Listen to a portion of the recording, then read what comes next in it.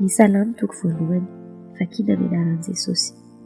Ny tsy fitovian'ny tsara fanahy sy ny ratsy fanahy. Sambatra ny olona izay tsy mandeha eo amin'ny fisainana ratsy fanahy ary tsy mijanona eo amin'ny lalan'ny falehan'ny mpanota ary tsy mipetraka eo amin'ny fipetrahan'ny mpaniratsira.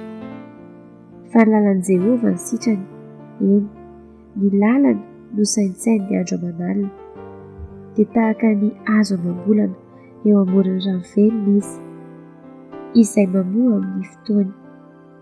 Ny raviny koa tsy mba malazo, ary ny asany rehetra dia atao lavorary avokoa. Fa tsy mba toy izany ny ratsy fanahy, fa toy ny akofa aheliny rivotra izy. Ary noho izany, ny ratsy fanahy dia tsy ahajanona eo amin'ny fitsarana, na ny mpanota eo amin'ny fiangonan'ny marina. Fa fantatry Jehovah ny lalany marina, fa ny lalan'ny ratsy fanahy kosa dia mankany amin'ny fahaverezana.